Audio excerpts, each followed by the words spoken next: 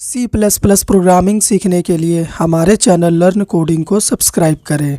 सी plus plus programming में आज हम आपको बताएंगे सी प्लस प्लस क्या होता है। इस एक वीडियो में हम आपको कंप्लीट इंट्रोडक्शन देने वाले हैं। सबसे पहले डिस्कस कर लेंगे कि सी प्लस प्लस होता क्या है, फुल एक्सप्लेनेशन मतलब सी प्लस प्लस को यूज़ कहाँ किया जाता है, सी प्लस प्लस का सिंटैक्स क्या होता है प्रोग्राम को बनाने के लिए, सी प्लस प्लस का प्रोग्राम कैसे बनता है by using their syntax, C plus plus का फीचर क्या है, सी प्लस प्लस को डेवलप करने का क्या पर्पस था, इन सभी चीज़ों को हम डिस्कस करेंगे।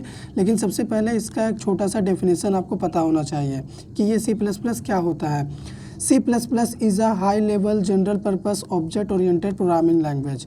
सी प्लस प्लस एक हाई लेवल लैंग्वेज है। हाई लेवल लैंग्वेज का मतलब क्या हुआ यहाँ पे कि अगर आप इसके कोड को या सिंटैक्स को देखेंगे तो आपको लगेगा कि आप कोई इंग्लिश का स्टेटमेंट पढ़ रहे हैं। इतना इजी होता है इसके सिंटैक्स को समझना और सी प्लस प्लस के साथ काम करना, ठीक है, इसीलिए ये हाई लेवल लैंग्वेज है। जनरल पर्पस है C plus plus. General purpose का मतलब क्या हुआ यहाँ पे कि सी प्लस प्लस का यूज़ सिस्टम सॉफ्टवेयर को डेवलप करने में किया जाता है, जैसे ऑपरेटिंग सिस्टम हो गया, विंडोज़, लाइनक्स, इन सभी को डेवलप करने में किया जाता है।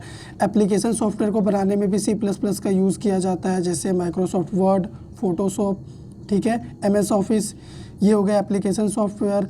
इसके अलावा भी वेब ब्राउज़र को डेवलपमेंट में भी सी प्लस प्लस का यूज़ होता है। डेटाबेस के लिए भी सी प्लस प्लस यूज़ होता है, ठीक है। तो हर जगह सी प्लस प्लस यूज़ होता है, इसीलिए ये जनरल पर्पस लैंग्वेज भी है।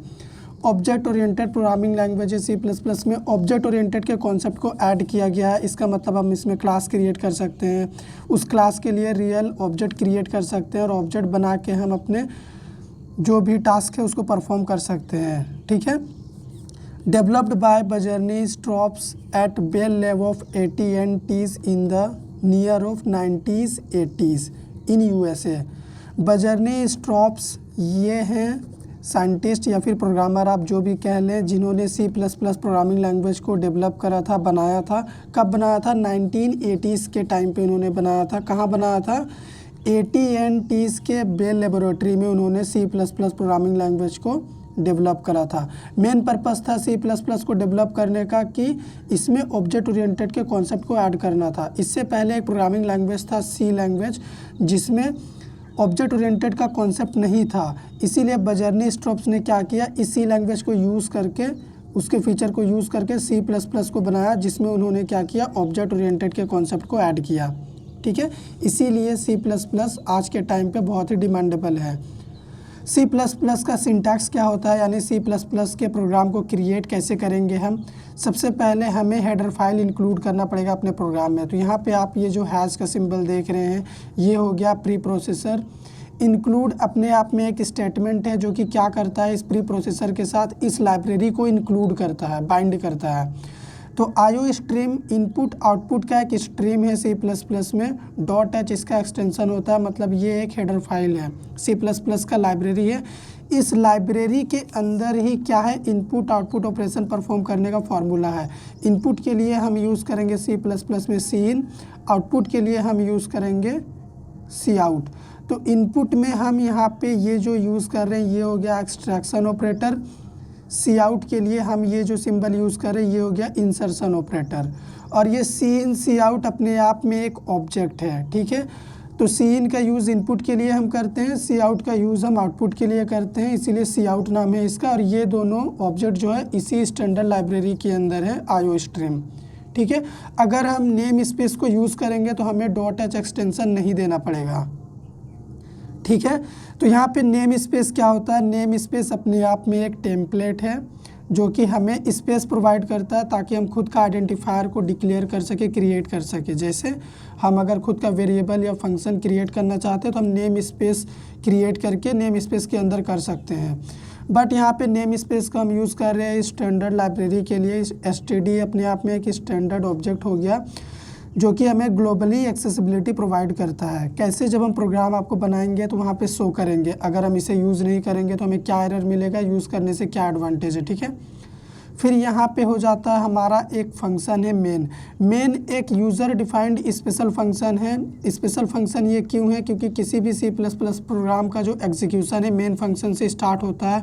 यहाँ से ये हो गया ओपन कर्ली ब्रेसेस, और यहाँ पे प्रोग्राम का एग्जीक्यूशन एंड होता है सी प्लस प्लस का, ये हो गया क्लोज कर्ली ब्रेसेस। और इसी मेन फंक्शन के अंदर हमारा जो भी प्रोग्राम हम लिखेंगे, कोड लिखेंगे, वो रहेगा। ठीक है, तो एग्जीक्यूशन और एंडिंग पॉइंट होता है सी प्लस प्लस के किसी भी प्रोग्राम का मेन फंक्शन। मेन एक यूज़र डिफाइंड फंक्शन है। क्यों यूज़र डिफाइंड है? क्योंकि यूज़र मेन फंक्शन के अंदर कोड लिखता है। यूज़र मतलब हम लोग खुद कोड लिखेंगे यहाँ पे। ठीक है, तो यहाँ पे आपको स्टेप्स में कैसे इस सिंटैक्स को आप फॉलो करेंगे। सबसे पहले होगा डॉक्यूमेंटेशन सेक्शन। डॉक्यूमेंटेशन सेक्शन में आप अपने प्रोग्राम के बारे में डिस्क्रिप्शन दे सकते हैं। तो डिस्क्रिप्शन आप कमेंट के फॉर्म में दे सकते हैं। इस तरह से कमेंट आप देंगे। ये हो गया सिंगल लाइन कमेंट। एक और कमेंट होता है, ये हो गया हमारा multi line comment. Multiple line को आप एक साथ कमेंट कर सकते हैं। तो कमेंट वाला पार्ट यानी डॉक्यूमेंटेशन पार्ट इग्नोर किया जाता है, ये रन नहीं होता है। ठीक है, ये बस हम अंडरस्टैंडिंग पर्पज़ के लिए यूज़ करते हैं। सेकेंड हो गया प्री प्रोसेसर डायरेक्टिव का सेक्शन, यानी ये हेडर फाइल वाला सेक्शन। ठीक है, ये हैज़ हो गया प्री प्रोसेसर, पूरा अपने आप में हो गया प्री प्रोसेसर डायरेक्टिव का सेक्शन। फिर ग्लोबल डिक्लेरेशन का पार्ट आता है, यानी इस लाइब्रेरी और इस मेन फंक्शन के बीच में यहाँ पे जो आप स्पेस देख रहे हैं, ये हो गया ग्लोबल डिक्लेरेशन का सेक्शन। ठीक है, यहाँ पे अगर आप कुछ भी डिक्लेयर करेंगे तो पूरे प्रोग्राम में कहीं भी यूज़ कर पाएंगे, हम शो करेंगे आपको। फिर आता है फंक्शन डिक्लेरेशन, यानी आप फंक्शन क्रिएट करेंगे। जैसे यहाँ पे मेन फंक्शन है, main function C plus plus के हर एक प्रोग्राम में रहेगा। अगर आप सी प्लस प्लस का कोई भी प्रोग्राम क्रिएट करते हैं तो आपको इतना कोड लिखना ही पड़ेगा, क्योंकि ये सिंटैक्स है सी प्लस प्लस का, स्ट्रक्चर है किसी भी प्रोग्राम को डेवलप करने का, क्रिएट करने का। ठीक है, लेकिन आपको आगे बढ़ने से पहले कुछ बात याद रखना पड़ेगा सी प्लस प्लस के बारे में। सबसे पहला, सी प्लस प्लस अपने आप में केस सेंसिटिव लैंग्वेज है। केस सेंसिटिव का मतलब क्या हुआ कि अगर मान लो आपने कोई आइडेंटिफायर यानी वेरिएबल क्रिएट किया, स्मॉल ए आपने क्रिएट करा और उसमें वैल्यू रख दिया 10। अब अगर आपको इस 10 को एक्सेस करना है तो आप यहाँ पे सी आउट में क्या करेंगे, इस ए को ना प्रिंट करेंगे, तब जाके ये 10 प्रिंट हो जाएगा, ये वैल्यू आप एक्सेस कर पाएंगे। लेकिन अगर आप चाह रहे हैं कि आप स्मॉल में एक को डिक्लेयर किए हैं, क्रिएट किए हैं, और आप यहाँ पे कैपिटल लेटर में उसको यहाँ पे एक्सेस करें, तो ये नहीं होगा। तो स्मॉल को कैपिटल में आप एक्सेस नहीं कर सकते, यानी केस सेंसिटिव यही हो गया कि आप जो क्रिएट करेंगे वही आप यहाँ पे प्रिंट करेंगे। ठीक है, जो अपर और लोअर केस का प्रॉब्लम है वो यहाँ पे नहीं आना चाहिए, उसी को बोलते हैं केस सेंसिटिव। .cpp जो है सी प्लस प्लस, किसी भी सी प्लस प्लस के फाइल का एक्सटेंशन होता है। जब आप प्रोग्राम बनाएंगे तो जब आप प्रोग्राम को सेव करेंगे तो .cpp आपको एक्सटेंशन देना पड़ेगा। C plus plus supports 32 plus keywords. 32 plus keywords क्यों? 32 कीवर्ड्स हैं सी प्रोग्रामिंग में। उसके बाद सी प्लस प्लस के पास बहुत सारे एक्स्ट्रास कीवर्ड भी हैं। ठीक है, क्योंकि इसमें ऑब्जेक्ट ओरिएंटेड का कॉन्सेप्ट भी है, इसीलिए 32 प्लस कीवर्ड सपोर्ट करता है C plus plus. C plus plus is an super set of C language. C language का सुपर सेट है C plus plus. Super set का मतलब कि सी लैंग्वेज में जितने भी फीचर है वो सभी के सभी सी प्लस प्लस में अवेलेबल हैं। और super set C plus plus इसलिए हो गया क्योंकि इसमें ऑब्जेक्ट ओरिएंटेड का कॉन्सेप्ट एक्स्ट्रा ऐड किया गया है, जो कि सी प्रोग्रामिंग में नहीं था। और यही मेन पर्पस था सी प्लस प्लस लैंग्वेज को डेवलप करने का। तो अभी चलिए हम आपको बताते हैं कि देव सी प्लस प्लस IDE को कैसे सिस्टम में इंस्टॉल करते हैं। इंस्टॉल करने के बाद सी प्लस प्लस का सिंटैक्स फॉलो करके प्रोग्राम कैसे बनाएंगे वो चीज़ हम आपको शो करेंगे। देव सी प्लस प्लस को इंस्टॉल करने के लिए अपना ब्राउज़र ओपन करिएगा और यहाँ पे आपको टाइप करना है देव सी प्लस प्लस डाउनलोड। इतना टाइप करने के बाद आप एंटर हिट करेंगे। उसके बाद आपको फर्स्ट नंबर पे ये जो लिंक दिख रहा है इस पर क्लिक करिएगा आप। जब आप क्लिक करेंगे तो ग्रीन बटन आपको दिखेगा डाउनलोड वाला, इस पर आप क्लिक कर दीजिएगा। क्लिक करने के बाद विदिन 5 सेकेंड्स में आपका जो डाउनलोडिंग है वो स्टार्ट हो जाएगा। यहाँ पे आप नीचे साइड में देख पाएंगे। Ctrl+J प्रेस करके हम आपको दिखाते हैं हमारा डाउनलोडिंग स्टार्ट हो गया है। तो हम क्या करेंगे, इसको कैंसिल कर देंगे क्योंकि हमने डाउनलोड करके रखा है सॉफ्टवेयर। यहाँ पे डाउनलोड्स वाले सेक्शन पे जाएंगे और इसके सेटअप फाइल पे हम डबल क्लिक कर देंगे इंस्टॉल करने के लिए। यस का परमिशन दीजिएगा। उसके बाद अभी देव सी प्लस प्लस का जो सेटअप है वो हमारे सामने रेडी होगा इंस्टॉलेशन के लिए। ठीक है, तो यहाँ पे देखिए ये सेटअप स्टार्ट हो रहा है इंस्टॉलेशन के लिए। अभी हमें कुछ नहीं करना पड़ेगा, बस नेक्स्ट नेक्स्ट नेक्स्ट करना है और हमारा ये स्टार्ट हो जाएगा देव सी प्लस प्लस। तो देखो ये इंस्टॉलिंग स्टार्ट हो गया। ठीक है, अभी हम फिनिश वाले बटन पे क्लिक कर देंगे। यहाँ पे देखिए देव सी प्लस प्लस का डेस्कटॉप आइकन भी आ चुका है।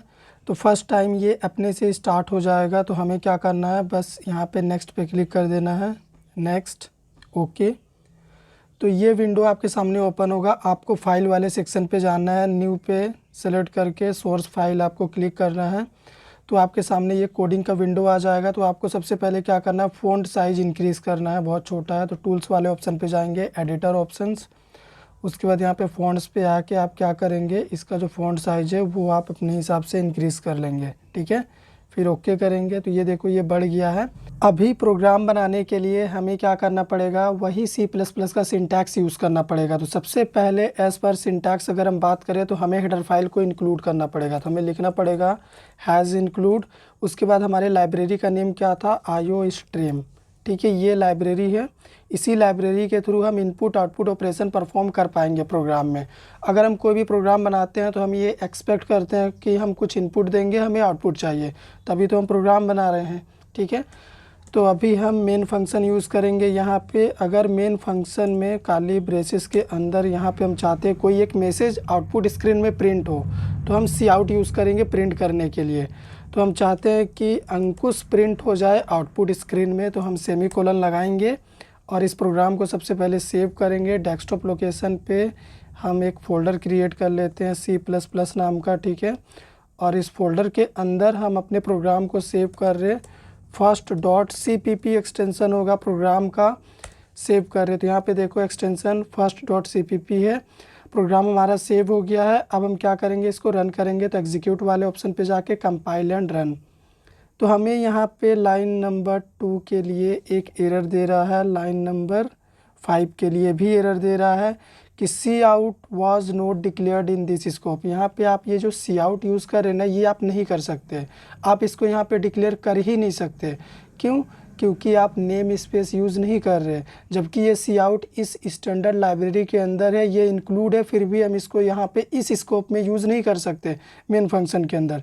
तो फिर हम कैसे यूज़ करेंगे, हमें यूज़ करना पड़ेगा स्टैंडर्ड नेम स्पेस। अगर हम यहाँ पे लिखे std और स्कोप रिजोल्यूशन ऑपरेटर दें और प्रोग्राम को सेव करें, देन इसको रन करें और आपको आउटपुट दिखाएं, तो यहाँ पे देखो अभी हमारा आउटपुट प्रिंट हो चुका है, ठीक है, अंकुश, ये आप देख सकते हैं, ठीक है। अब हम चाहते हैं कि हमें एक और नेम प्रिंट करना है। तो अगर हमें एक और नेम प्रिंट करना है तो फिर हमें क्या करना पड़ेगा, सेम ऑपरेशन फिर से परफॉर्म करना पड़ेगा। हम चाहते हैं अब की बार यहाँ पे अखिलेश प्रिंट हो जाए। प्रोग्राम को सेव करते हैं और इसको रन करते हैं। तो यहाँ पे देखो अंकुश और अखिलेश ये दोनों प्रिंट हुआ है, लेकिन एक ही लाइन में प्रिंट हो गया है। हमारा रिक्वायरमेंट है कि न्यू लाइन में प्रिंट हो, ठीक है, जैसा कि हमारे प्रोग्राम में है। तो फिर कैसे होगा, वो न्यू लाइन में प्रिंट करने का सिंपल सा मेथड है, आपको /n यूज़ करना है यहाँ पे और प्रोग्राम को सेव करके अभी जब हम रन करेंगे तो अभी न्यू लाइन में प्रिंट होगा। ये देखिए अंकुश और अखिलेश अलग अलग लाइन में प्रिंट हो गए। आप चाहें तो एंडल भी यूज़ कर सकते हैं न्यू लाइन के लिए। तो अगर हम इस अप्रोच से, मान लीजिए हमें 10 मैसेजेस को प्रिंट करना है, तो हमें 10 टाइम्स ये स्टैंडर्ड नेम स्पेस यूज़ करना पड़ेगा, ठीक है, स्कोप रिजोल्यूशन ऑपरेटर के थ्रू।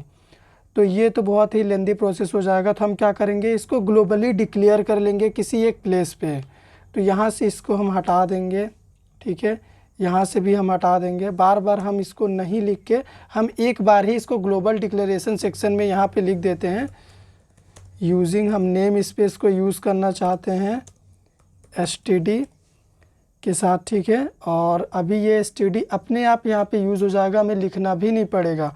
प्रोग्राम को सेव करें और रन करें तो आप देखिएगा सेम आउटपुट हम यहाँ पे प्रिंट कर पाएंगे, ठीक है। तो आपको पहला एडवांटेज पता चल गया होगा कि विदाउट नेम स्पेस ये cout ऑब्जेक्ट भी हम यूज़ नहीं कर सकते, ठीक है। cout का यूज़ हम करते हैं आउटपुट के लिए, कोई भी चीज़ स्क्रीन पे प्रिंट करने के लिए, ओके।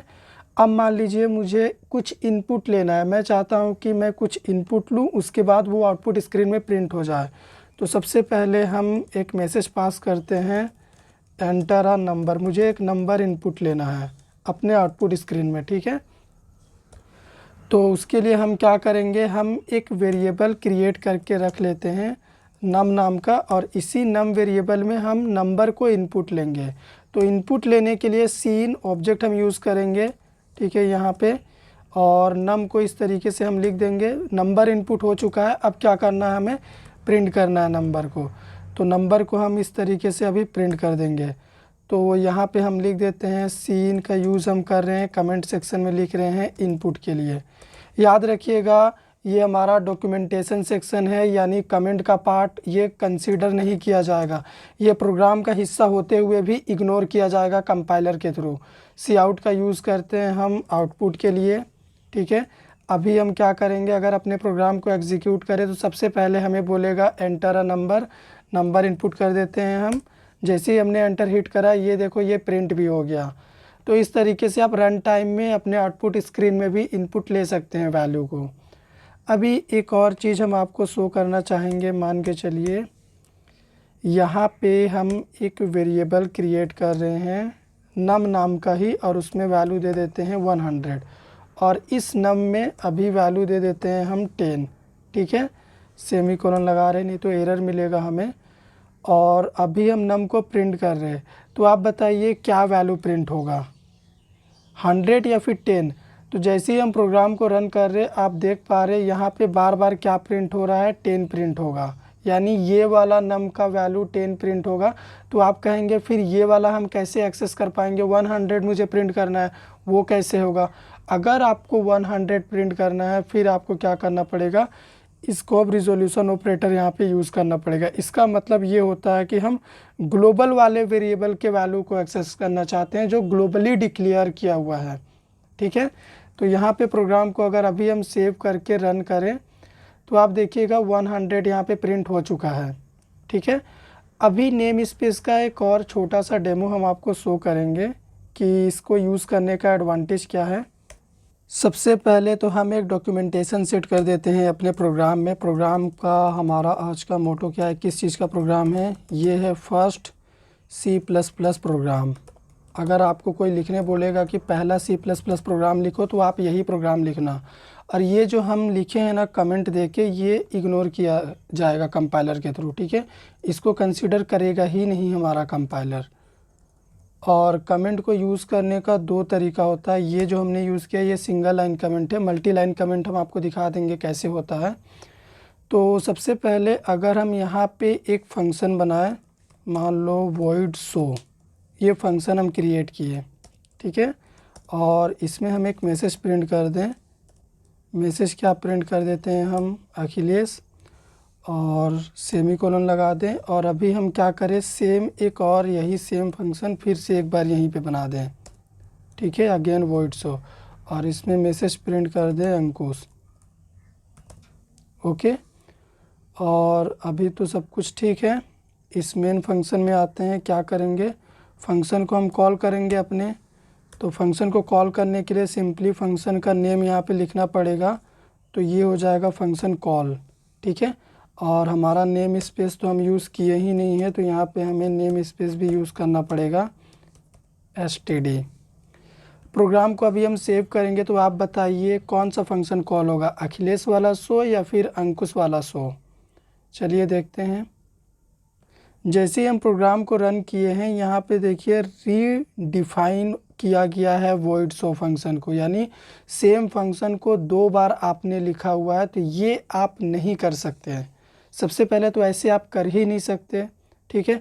लेकिन मान लो मेरा रिक्वायरमेंट ऐसा है कि मुझे ऐसा करना ही पड़ेगा, मुझे करना ही है और मुझे एक्सेस भी करना है, एक नहीं दोनों को एक्सेस भी करना है और सेम ऐसे ही अप्रोच में करना है। फिर हमें क्या करना पड़ेगा, नेम स्पेस यूज़ करना पड़ेगा। तो यहाँ पे अभी हम खुद का नेम स्पेस क्रिएट कर रहे हैं, ठीक है। खुद का नेम स्पेस मान के चलिए, यहाँ पे हम एक नेम स्पेस बना लिया फर्स्ट नाम का, और इस नेम स्पेस फर्स्ट के अंदर हम इसको रख देते हैं, यहाँ से हटाएंगे और इसको यहाँ पे हम रख देंगे, ठीक है। और इसी तरीके से हम क्या करेंगे, इस सेकंड वाले फंक्शन को भी नेम स्पेस के अंदर रख देंगे। तो हम क्या करेंगे, इसको यहाँ से कॉपी करेंगे और यहाँ पे पेस्ट कर देंगे, नेम स्पेस का नेम चेंज कर देंगे, मान लो यहाँ पे सेकंड कर देंगे। तो हमने क्या किया, दो नेम स्पेस क्रिएट किया, दोनों नेम स्पेस के अंदर फंक्शन को रख दिया, ठीक है। अभी फंक्शन को हम कॉल किए हुए हैं, तो प्रोग्राम को सबसे पहले सेव करें और रन करें, तो क्या आउटपुट आएगा। तो यहाँ पे देखो क्या बोल रहा है कि show was not declared in this scope, यानी ये जो सो फंक्शन को आप कॉल कर रहे हैं मेन फंक्शन से, ये डिक्लेयर्ड ही नहीं है, इस स्कोप से आप उसको कॉल नहीं कर सकते। तो मान लीजिए मुझे इस अखिलेश वाले सो फंक्शन को कॉल करना है, तो अखिलेश वाला सो फंक्शन इस फर्स्ट वाले नेम स्पेस में डिक्लेयर किया हुआ मैंने, ठीक है। तो यहाँ पे मुझे लिखना पड़ेगा फर्स्ट स्कोप रिजोल्यूशन ऑपरेटर सो।